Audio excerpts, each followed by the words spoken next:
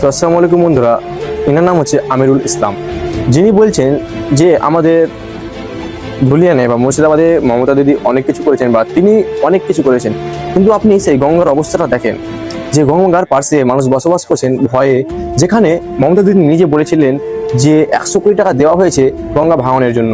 100 কোটি টাকাতে শুধু বস্তা ফেলেছে, বস্তাতে কোনোদিনই গঙ্গা বাঁধা যায় না, এটা আপনারা সবাই জানেন। আর গঙ্গা বাঁধতে হলে বর্ডার দিয়ে বাঁধতে হয়। আর তাহলে মমতা দিদি যে 100 কোটি টাকা দিয়েছিলেন, তিনি কি আমিরুল ইসলাম কি তিনি সব পয়সা খেয়ে নিয়েছেন? তিনি আমরা গিয়েছিলাম, যে দেখলাম গিয়ে কি বস্তা ফেলা হচ্ছে, সেখানে অনেক পরিমাণে বস্তা ফেললো, প্রায় 500 ওপরে বস্তা ফেলেছিল, কিন্তু বস্তা একটাও খুঁজে পাওয়া যাচ্ছিল না বা তল খুঁজে পাওয়া যাচ্ছিল না বস্তাতে। তো আপনারা অবশ্যই কমেন্টে জানাবেন। চাওয়ার কিছু নেই, শুধু আপনাকে ধন্যবাদ জ্ঞাপন করা আর নমস্কার দেবেন। তো বলি যে আপনি শামসেরগঞ্জের জন্য অনেক করেছেন। যদি চাওয়ার কিছু নেই, শুধু আপনাকে ধন্যবাদ জ্ঞাপন করা আর নমস্কার দেবেন। তো বলি যে আপনি শামসেরগঞ্জের জন্য অনেক করেছেন।